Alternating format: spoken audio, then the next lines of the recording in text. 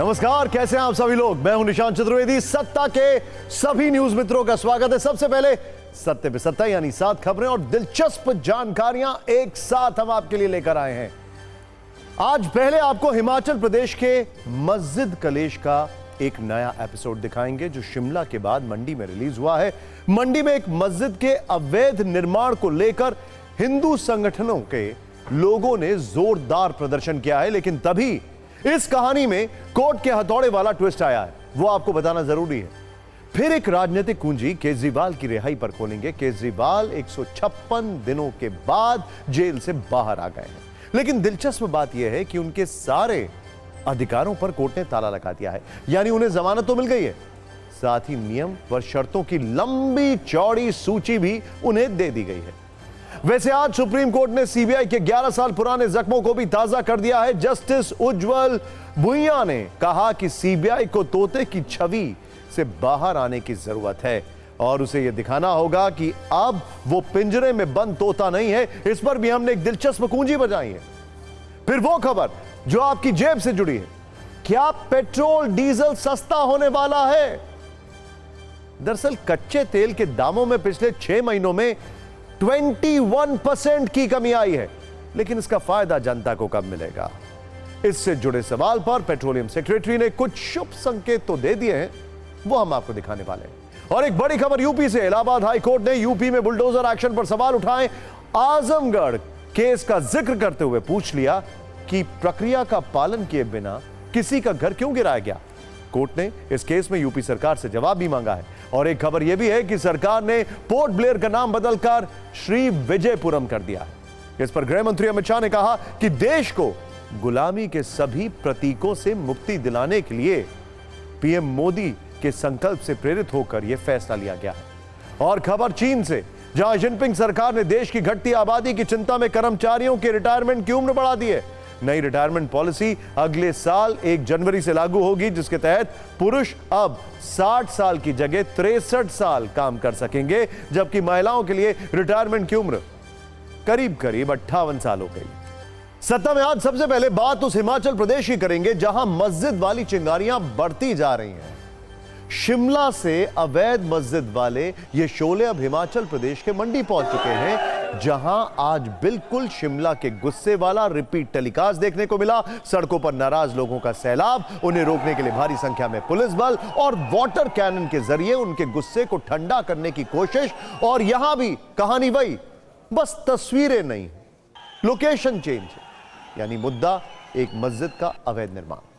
जैसे 2 दिन पहले शिमला के संजौली में हिंदू संगठन के लोगों ने मस्जिद के अवैध हिस्से को गिराने के लिए जबरदस्त प्रदर्शन किया था, आज ठीक वैसे ही संजौली से 140 किलोमीटर दूर मंडी में लोग सड़क पर आ गए, जेल रोड पर बनी एक मस्जिद की ओर बढ़ने लगे। उन्हें रोकने के लिए पहले से ही पुलिस के बंदोबस्त किए गए थे। प्रदर्शनकारियों पर पुलिस की ओर से वाटर कैनन का इस्तेमाल किया गया। दिलचस्प बात यह है कि मस्जिद के जिस गैर कानूनी निर्माण को लेकर मंडी की सड़कों पर हिंदू संगठन के लोग प्रदर्शन कर रहे थे, ठीक उसी वक्त मस्जिद पर नगर निगम आयुक्त की कोर्ट में सुनवाई हो रही थी। और इसी सुनवाई से एक बड़ी खबर आई है कि 30 दिन के अंदर मस्जिद की अवैध 2 मंजिल को गिराना होगा। यह बड़ा आदेश नगर निगम आयुक्त एच राणा की ओर से जारी किया गया है। कोर्ट ने अपने ऑर्डर में साफ कहा है कि मस्जिद की पुरानी स्थिति को बहाल करना होगा। दरअसल मंडी में जेल रोड पर जो मस्जिद बनाई गई है वो 3 मंजिल की है, लेकिन आरोप है कि मस्जिद पर जो ऊपर के 2 मंजिल तैयार किए गए वो गैर कानूनी हैं और इसके लिए किसी भी तरह की इजाजत नहीं ली गई है। इसीलिए अब कोर्ट ने उसे तोड़ने का आदेश दे दिया। अब हिमाचल प्रदेश में मस्जिद वाली इस आग की गर्मी को सरकार भी महसूस कर रही है, इसीलिए खुद हिमाचल के मुख्यमंत्री सुखविंदर सिंह सुक्खू सामने आते हैं। उन्होंने बताया कि मस्जिद विवाद पर सर्वदलीय बैठक हुई है। लोगों से अपील की गई है कि मुद्दे को धार्मिक रंग ना दिया जाए।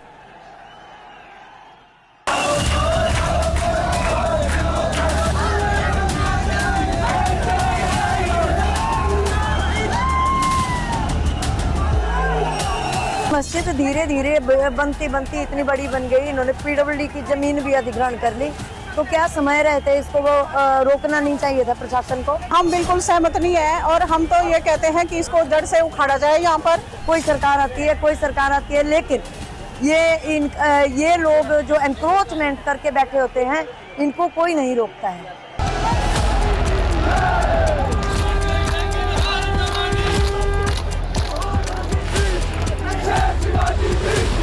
हिमाचल शांति प्रिय प्रदेश है।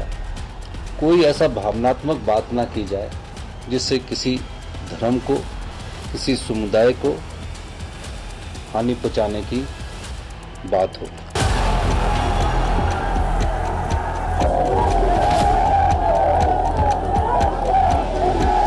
कानून के हिसाब से जो भी आगे कार्रवाई होगी और जो कागज बोलते होंगे, जो वहाँ के फैक्ट्स बोलते होंगे, उसके हिसाब से हमारी सरकार कार्रवाई करेगी। ऐसा नहीं कि वो बेचारे मुस्लिम समुदाय के लोगों ने लिख दिया कि भय के मॉल में लिख के हम दे रहे, ऐसा नहीं है। लेकिन कानून जो भी काम करेगा वो दायरे में रह के काम करेगा।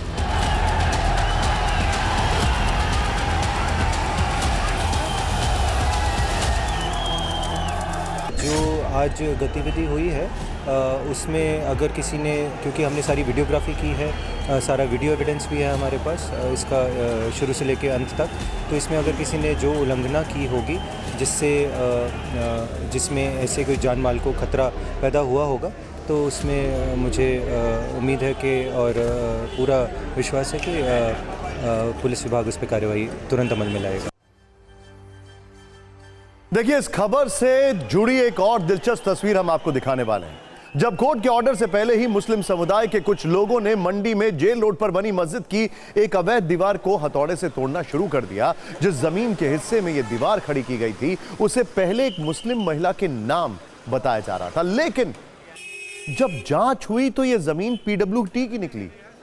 इसीलिए प्रशासन की निशानदेही के बाद मुस्लिम समुदाय के लोगों ने ही इसे गिराने का फैसला किया। पहले इनका एरिया निकलता था, आज भी वही एरिया है। पहले भी निशान लगा हुआ था, यहाँ रेड कलर का मार्क लगा हुआ है, वहीं पीडब्ल्यूडी का निशान है, उसके बाद उनकी जगह है। तो ये दीवार आ रही है, तो उन्होंने कहा कि आपको ये दीवार गिरा देनी चाहिए। तो हम लोगों ने कहा ठीक है, अगर आप चाहते हैं गिराना तो गिरा दीजिए, हमें कोई एतराज़ नहीं है, क्योंकि आपकी जगह है। हम पहले भी आपके साथ तैयार थे और आज भी आपके साथ तैयार हैं। हम प्रशासन का पूर्ण सहयोग करने के लिए तैयार हैं। शिमला में मस्जिद वाला कलेश जिस तरह से बढ़ रहा है वो वाकई में चिंताजनक है। कुछ दिन पहले हिमाचल प्रदेश में हिंदू जागरण मंच की ओर से एक मस्जिद वाला सर्वे भी किया गया। इस सर्वे में क्या बताया गया वो देखिए। सर्वे के अनुसार हिमाचल प्रदेश में मौजूदा वक्त में 520 मस्जिद हैं। इनमें 127 मस्जिद वर्ष 2020 के बाद तैयार की गई हैं। हिंदू जागरण मंच के मुताबिक सबसे ज्यादा मस्जिद सिरमौर में हैं, जिनकी संख्या 130 है। इसके बाद चंबा में 87 मस्जिद, नालागढ़ में 60 मस्जिद और ऊना में 52 मस्जिद मौजूद हैं। इस लिस्ट में शिमला और मंडी का नाम भी शामिल है, जहां मस्जिद के अवैध निर्माण वाली चिंगारियां निकली। सर्वे के अनुसार शिमला में 48 मस्जिद हैं, जबकि कांगड़ा में 40, बिलासपुर में 34 और मंडी में 31 मस्जिद बनाई गई हैं। हालांकि हिंदू संगठन के आरोप यह भी हैं कि हिमाचल में अवैध मस्जिदों के निर्माण के जरिए डेमोग्राफी बदलने की भी कोशिश हो रही है, जिसे किसी भी कीमत पर नाकाम किया जाएगा। इसीलिए हिमाचल में मस्जिद वाली ये चिंगारी इस वक्त सुक्खू सरकार के लिए सबसे बड़ा चैलेंज बन गई है। लेकिन अब एक ऐसे चैलेंज की हम बात करते हैं जिससे हम रोज दो चार होते हैं। अब कल ही मैंने पेट्रोल डलवाया है, वो चैलेंज कल मेरे सामने था। आज, अभी या कल आप डलवाएंगे, तब ये चैलेंज आपके सामने है। और वो चैलेंज है बढ़ता हुआ पेट्रोल डीजल का दाम, जो कि कब घटेगा। सत्ता में हम बात कर रहे हैं उस खबर की जो सीधे आपकी जेब से जुड़ी है। ये सिर्फ खबर नहीं है, बल्कि हर उस घर की चिंता है जो महंगाई से परेशान है। ऐसे संकेत मिल रहे हैं कि बहुत जल्द पेट्रोल और डीजल के दाम कम हो सकते हैं। पेट्रोलियम सचिव पंकज जैन ने इसके संकेत दिए। उन्होंने क्या कहा इसके बारे में आपको बताएंगे और विस्तार से इन संकेतों पर चर्चा भी करेंगे। लेकिन पहले वो 5 सवाल जिसकी चर्चा पूरे देश में हो रही है, देश के करोड़ों परिवारों में हो रही है। पहला सवाल ये कि क्या पेट्रोल डीजल सस्ता होने वाला है, यह पहला सवाल है। दूसरा सवाल, क्या दिवाली से पहले पेट्रोल डीजल वाली राहत मिलने वाली है। आपको बता दें कि आज से सिर्फ 48 दिन बाद दिवाली है, इसीलिए यह सवाल उत्सुकता से भरा है। तीसरा सवाल यह है कि पेट्रोल डीजल के दाम पर पेट्रोलियम सेक्रेटरी के संकेतों के मायने क्या हैं, इस पर भी चर्चा करना जरूरी है। चौथा सवाल, अंतर्राष्ट्रीय बाजार में कच्चा तेल, ध्यान से सुनिएगा, अंतर्राष्ट्रीय बाजार में कच्चा तेल 21% 21% सस्ता हुआ है। तो फिर क्यों नहीं पेट्रोल डीजल के दाम वाला कांटा यहां कम हो रहा है? पांचवा और सबसे महत्वपूर्ण सवाल, कच्चा तेल बहुत सस्ता हो गया तो पेट्रोल डीजल के दाम कम होने की कितनी गुंजाइश है? मतलब प्रति लीटर इसकी कीमत कितनी कम हो सकती है? अब आप बोलेंगे वहां 21% हुआ तो यहां भी 21% होना चाहिए। आइए समझने की कोशिश करते हैं। सत्ता में इन सवालों के जवाब आपको जानकारों की राय के साथ देंगे। वो समीकरण भी दिखाएंगे जिससे अंदाजा लगाना आसान हो जाएगा कि पेट्रोल डीजल कितना सस्ता हो सकता है। पहले यह जानिए कि पेट्रोलियम सेक्रेटरी ने गुरुवार को संवाददाताओं से बातचीत में आखिर क्या कहा जिससे ये संकेत मिल रहे हैं। एक रिपोर्ट के अनुसार पेट्रोलियम सेक्रेटरी पंकज जैन ने पेट्रोल डीजल की कीमतों पर कहा है कि लंबे समय तक अंतर्राष्ट्रीय बाजार में कच्चे तेल के दाम बने रहते हैं तो तेल कंपनियां पेट्रोल डीजल सस्ता करने पर विचार कर सकती हैं। बस उनके इतना कहने के बाद से पेट्रोल डीजल पर चर्चाएं शुरू हो गई।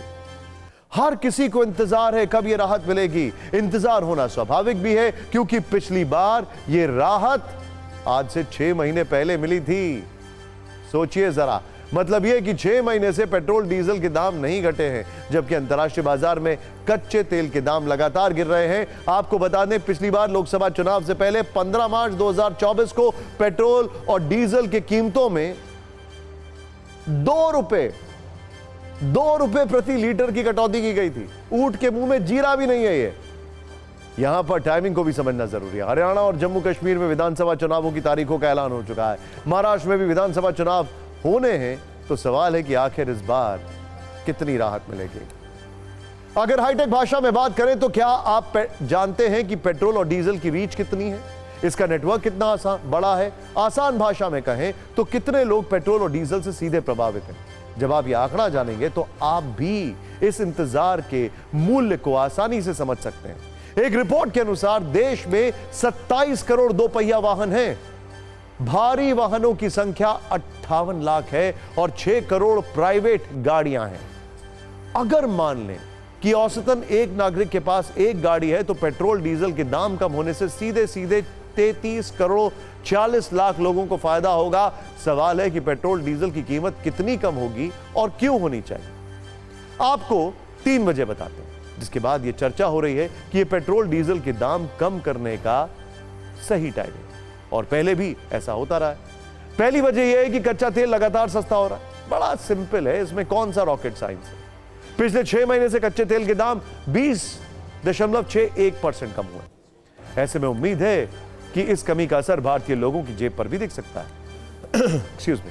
दूसरी वजह यह है कि रिफाइनरी मार्जिन से तेल कंपनियों की कमाई बढ़ी है। वर्ष 2023-24 में तेल कंपनियों ने हर लीटर की रिफाइनिंग पर करीब 6.5 रुपए कमाए।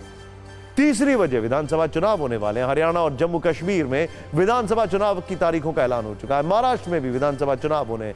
आखिरी बार लोकसभा चुनाव से पहले पेट्रोल डीजल के दाम कम हुए थे तो उम्मीद है कि इस बार भी पेट्रोल डीजल के दामों में राहत दी जा सकती है। अब सवाल है कितनी राहत मिलेगी। इसको लेकर हमने एक्सपर्ट से बातचीत की। उनसे जानिए कि कैसे पेट्रोल डीजल की कीमत 3 रुपए प्रति लीटर तक कम हो सकती है।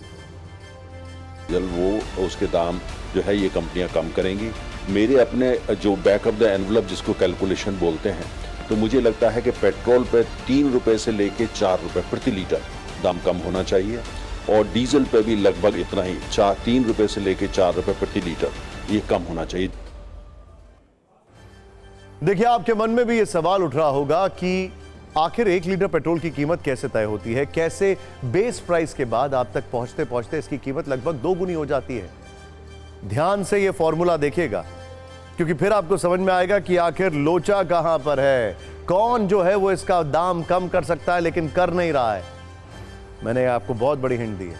पेट्रोल का बेस प्राइस होता है जिसके बाद प्रोसेसिंग चार्ज होता है, उसके बाद कंपनी का मुनाफा जोड़ा जाता है, डीजलर का कमीशन जोड़ा जाता है, केंद्र सरकार की एक्साइज ड्यूटी लगती है, इसके बाद राज्य सरकारों का अलग अलग वैट लगता है, इसके बाद जो फाइनल रेट बनता है वो आपको देना होता है। ध्यान से देखिए, हमने आपके लिए दिल्ली में 1 लीटर पेट्रोल के दाम का ब्रेकअप भी निकाला है। Excuse me. दिल्ली में 1 लीटर पेट्रोल का बेस प्राइस 55 रुपए 50 पैसे प्रति लीटर है। माल भाड़ा 20 पैसे प्रति लीटर है। एक्साइज ड्यूटी 19 रुपए 90 पैसे प्रति लीटर है। डीलर कमीशन औसतन 3 रुपए 73 पैसे प्रति लीटर है। इसके अलावा वैट 15 रुपए 39 पैसे प्रति लीटर है। इसी तरह दिल्ली में पेट्रोल का फाइनल दाम 94 रुपए 72 पैसे प्रति लीटर है, जिस रेट पर आपको यह पेट्रोल मिलता है। इसके साथ ही दिल्ली में डीजल के दामों का ब्रेक आप भी देख सकते हैं। देखिए, डीजल का बेस प्राइस जो है वो 56 रुपए 25 पैसे प्रति लीटर है। यह पूरा ब्रेकअप बता रहे हैं हम आपको। माल भाड़ा 22 पैसे प्रति लीटर। एक्साइज ड्यूटी 15 रुपए 80 पैसे प्रति लीटर। डीलर कमीशन 2 रुपए 53 पैसे। इसके अलावा वैट 12 रुपए 82 पैसे प्रति लीटर। इसी तरह दिल्ली में डीजल का जो फाइनल दाम है वो 87 रुपए 62 पैसे प्रति लीटर है। दरअसल तेल केंद्र और राज्य सरकारों के लिए पारस पत्थर के जैसा है, जिससे कभी भी कमाई का सोना बनाया जा सकता है। देश के लोग पेट्रोल डीजल के सस्ता होने के संकेत मिलने के बाद क्या कह रहे हैं, ये देखना चाहिए। 100, 106, 107 रुपए पेट्रोल है, डीजल है। जब आता है ये आवक जावक महंगा होगा तो सारी चीजें महंगी होंगी। जब आप कच्चा तेल बढ़ने के हिसाब से दाम ऊपर करते हैं तो घटाओ भी तो भाई। पेट्रोल इतना ज़्यादा महंगा हो गया है कि वो काम पे जाए, खाए पिए अपना, कि घर चलाए, क्या करे।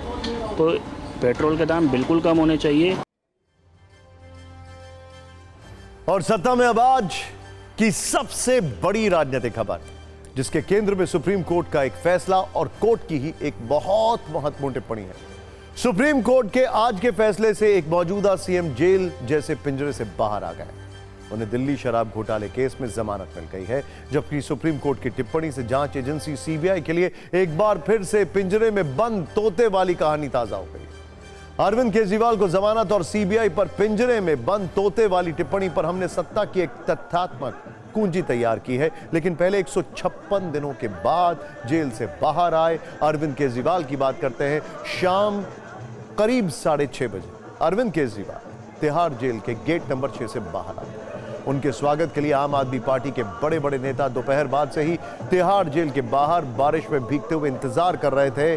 जैसे ही अरविंद केजरीवाल जेल से बाहर आए, उनके समर्थकों के पक्ष में नारे लगाए। जेल के बाहर ही उन्होंने कार्यकर्ताओं को संबोधित किया। अरविंद केजरीवाल ने कहा कि जेल की सलाखें उन्हें कमजोर नहीं कर पाई। केजरीवाल के तिहाड़ जेल से बाहर निकलने के बाद आम आदमी पार्टी में जश्न का माहौल है। पार्टी के नेताओं और कार्यकर्ताओं का चेहरा चमक रहा है। एक बार सुनिए अरविंद केजरीवाल ने जेल से बाहर आने के बाद क्या कहा, फिर आगे हम आपको और दिखाएंगे। मेरे जिंदगी का एक एक पल, मेरे शरीर का एक एक कतरा, मेरे खून का एक एक कतरा देश के लिए समर्पित है। मैंने जिंदगी में बहुत संघर्ष किया है, बहुत बड़ा संघर्ष किया है, जिंदगी में बहुत मुसीबतें झेली है, लेकिन हर कदम पे भगवान ने मेरे साथ दिया। मेरे हौसले 100 गुना ज्यादा बढ़ गए हैं, मेरी ताकत 100 गुना ज्यादा बढ़ गई है। इनकी जेल की मोटी मोटी दीवारें, इनकी जेल की सलाखें केजरीवाल के हौसले को कमजोर नहीं कर सकती।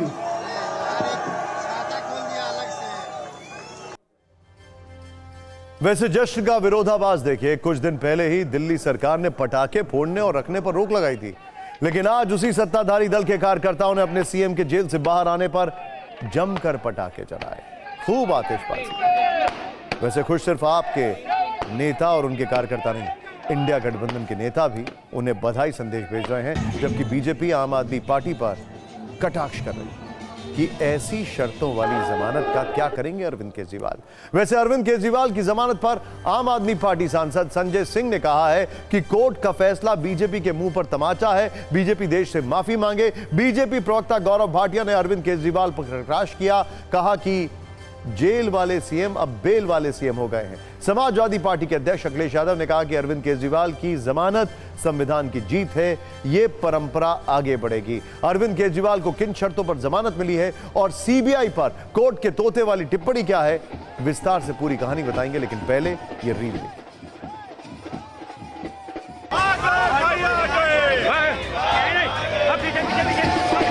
जेल की सलाखें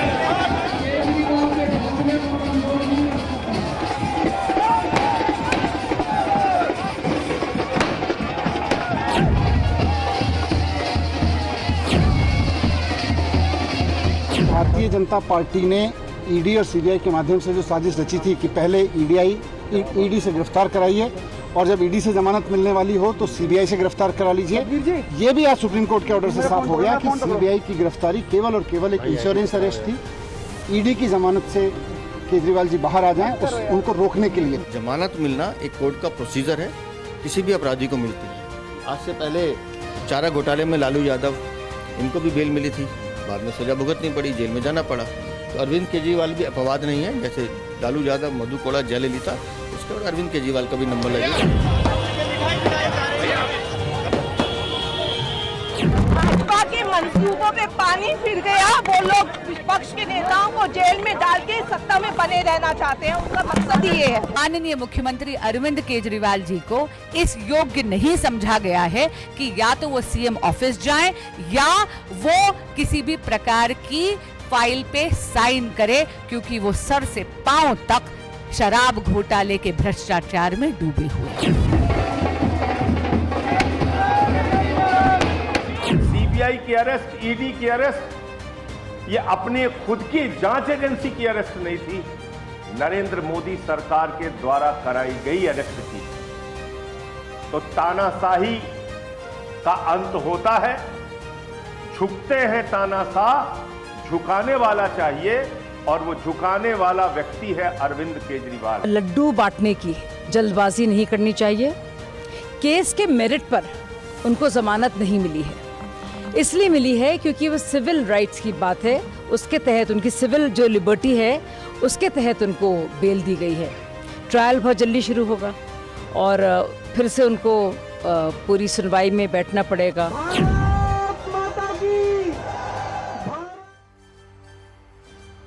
दरअसल शराब घोटाला केस में अरविंद केजरीवाल को जमानत देते हुए कोर्ट ने कई नियम एवं शर्तें लागू कर दी हैं। बीजेपी इसका जिक्र कर रही है। कोर्ट के आज के फैसले से अरविंद केजरीवाल जेल से बाहर तो आ गए हैं, लेकिन ना तो वो मुख्यमंत्री कार्यालय जा पाएंगे, ना किसी सरकारी फाइल पर साइन कर पाएंगे, ना ही शराब घोटाले पर सार्वजनिक रूप से कोई बयान दे पाएंगे। वो किसी भी गवाह से कोई भी बातचीत नहीं करेंगे और हां, जरूरत पड़ने पर उनको ट्रायल कोर्ट में पेश भी होना होगा।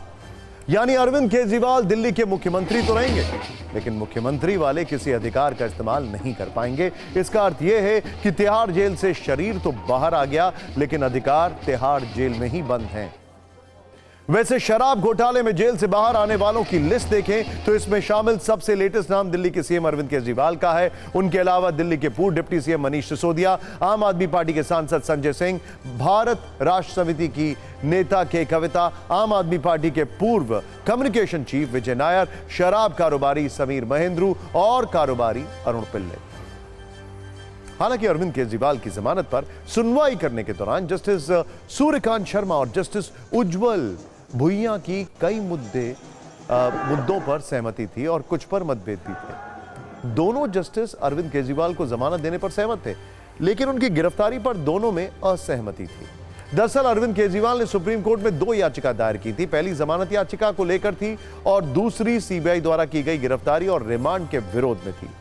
सुप्रीम कोर्ट ने एक याचिका स्वीकारते हुए जमानत तो दे दी, लेकिन दूसरी याचिका को अस्वीकार करते हुए सीबीआई की गिरफ्तारी को अवैध नहीं ठहराया। दोनों जस्टिस ने अरविंद केजरीवाल की गिरफ्तारी पर टिप्पणी भी की। जस्टिस सूर्यकांत ने अरविंद केजरीवाल की सीबीआई गिरफ्तारी को वैध ठहराते हुए कहा कि सीबीआई एक प्राथमिक जांच एजेंसी है, ऐसा कोई संकेत नहीं जाना चाहिए कि जांच ठीक से नहीं की गई। जबकि जस्टिस भुइया ने सीबीआई पर एक ऐसी टिप्पणी की जिससे पुराने जख्म ही चर्चा का विषय बन गए। जस्टिस भुइया ने क्या कहा? उन्होंने कहा कि सीबीआई इस देश की प्रमुख जांच एजेंसी है। इसी में सबकी भलाई है कि सीबीआई को न केवल सबसे ऊपर होना चाहिए, बल्कि ऐसा दिखना भी चाहिए। किसी भी धारणा को दूर करने की हर मुमकिन कोशिश की जानी चाहिए कि जांच और गिरफ्तारी निष्पक्ष रूप से की गई थी। कुछ समय पहले इस अदालत ने सीबीआई को फटकार लगाई थी और इसकी तुलना पिंजरे में बंद तोते से की थी। इसीलिए अब जरूरी है कि सीबीआई पिंजरे में बंद तोते की धारणा को दूर करे। कल सुप्रीम कोर्ट की तोते वाली नई टिप्पणी ने सीबीआई के पुराने जख्मों को हरा कर दिया है, क्योंकि ठीक 11 साल 11 साल और 4 महीने पहले सुप्रीम कोर्ट ने इसी तरह की टिप्पणी की थी। तब सुप्रीम कोर्ट ने सीबीआई को पिंजरे में बंद तोता बताया था। 9 मई 2013 को कोयला घोटाले की सुनवाई के दौरान सुप्रीम कोर्ट ने कहा था, सीबीआई वो तोता है जो पिंजरे में कैद है, इस तोते को आजाद करना जरूरी है। सीबीआई स्वायत्त संस्था है और उसे अपनी स्वायत्तता बरकरार रखनी चाहिए। सीबीआई को एक तोते की तरह अपने मास्टर की बातें नहीं दोहरानी चाहिए। दरअसल जब भी सीबीआई को तोता कहा जाता है तो निशाना सरकार पर होता है जिसकी अगुवाई में सीबीआई काम करती है। आपके मन में सवाल यह भी होगा कि इस कटाक्ष के लिए तोते का उदाहरण क्यों दिया? तो इसका कारण यह है कि तोता चतुर पक्षी है। ताकतवर मालिक को फौरन पहचान कर उसकी जुबान बोलने लगता है। रट्टा मारने में भी तोते की कोई जो है वो सानी नहीं है। इसीलिए सीबीआई रूपी तोते की आलोचना बार बार यह कहकर की जाती है कि सीबीआई मालिक की आवाज में बोल रही है। पिंजरे में बंद तोते की तरह तोते का अनुशासन, मालिक के इशारे पर त्वरित कार्रवाई करना और मालिक की रेंज में रहना, ताकि जब चाहे आदेश दिया जा सके और जब चाहे टेटुआ दबाया जा सके। जहां कबूतर शांति और निष्ठा का प्रतीक होता है तो तोता चाटुकारिता और सोचिए चंपूपन का प्रतीक होता है। हालांकि तोते को संदेशवाहक की भूमिका में भी देखा जाता रहा है। हमारे शास्त्रों में तोते को कामदेव का वाहन कहा गया था। उन्हें शुक्रदेव भी कहा जाता है। शुकदेव महाभारत कालीन के मुनि थे। उन्होंने ही परीक्षित को श्रीमद् भगवत गीता सुनाई थी, श्रीमद् भगवत सुनाई थी। शायद इसीलिए रिपोर्ट या कथा पढ़कर सुनाना तोते का पुराना कर्तव्य है। वैसे 13वीं सदी में ऑस्ट्रेलिया में तोते जासूस के तौर पर इस्तेमाल किए जाते थे। रोम के कई शासक अपने सिंहासन के करीब एक सोने का पिंजरा रखते थे जिसमें 3-4 नस्ल के तोते रखे जाते थे। यानी प्राचीन काल से ही राज व्यवस्था के प्राण तोते में बसते हैं और तोता इस तरह के राजकीय सेटअप में रहा है कि उसका जिक्र सीबीआई जैसी एजेंसी या किसी सत्ता के इशारों पर चलने वाले व्यक्ति की आलोचना के लिए किया जाता है। और सत्ता में अब बात उन सड़क हादसों की जिसमें रोज कई परिवार अपने को खो देते हैं और इसके जिम्मेदार कुछ ऐसे लापरवाह लोग हैं जिनके हाथ में गाड़ी के स्टीयरिंग किसी मौत के सामान की तरह होते हैं। आज ऐसे ही सड़क हादसों पर हमने न्यूज मित्रों के लिए एक छोटी लेकिन जागरूक करने वाली कुंजी तैयार की है। दरअसल दिल्ली में होने वाले सड़क हादसों पर ऐसी रिपोर्ट आई है जिसमें लिखी कुछ बातें चिंता का हॉर्न बजा रही हैं और उनके बारे में सुनना जरूरी है। यह रिपोर्ट दिल्ली सरकार के परिवहन विभाग की ओर से जारी की गई है, जिसके अनुसार दिल्ली में रात 9 बजे के बाद 4 पहियों के रूप में मौत घूमती है। इस रिपोर्ट में बताया गया है कि दिल्ली में रात 9 बजे से रात 2 बजे के बीच सबसे ज्यादा सड़क हादसे होते हैं। दिल्ली रोड क्रैश फैटेलिटीज नाम की रिपोर्ट के अनुसार 2022 में दिल्ली में 1517 सड़क हादसे हुए जिनमें 1571 लोगों की मौत हुई। यानी 2022 में औसतन हर दिन 4 लोगों की सड़क हादसों में जान गई। इसमें भी सबसे ज्यादा मौत शनिवार, रविवार और सोमवार को हुई। इन सड़क हादसों में मारे गए लोगों में सबसे ज्यादा 50% पैदल यात्री थे, जबकि 45% 2 और 3 व्हीलर चलाने वाले दिल्ली में सड़क हादसों के शिकार बने। यानी इस रिपोर्ट को देखें तो 2021 की तुलना में 2022 में ऐसे जानलेवा सड़क हादसों की संख्या में 28% की बढ़ोतरी हुई है। जिन लोगों की इन हादसों में जान गई है उनमें करीब 89% पुरुष और 11% महिलाएं थी, जबकि मारे गए ज्यादातर लोगों में 30 से 39 वर्ष की उम्र के थे। यह रिपोर्ट बताती है कि दिल्ली में 81% सड़क हादसे भारी वाहन और लाइट मोटर व्हीकल की वजह से हुए हैं, जबकि करीब 59% मामले हिट एंड रन के सामने आए थे। इंटरेस्टिंग बात क्या है, अमेरिका में स्टडी हो रही है कि जितनी एसयूवीज की पहुंच सड़कों पर बढ़ती जा रही है, बड़े बड़े एक्सीडेंट और ज्यादा होते जा रहे हैं। भारत में भी कुछ यही ट्रेंड दिख रहा है।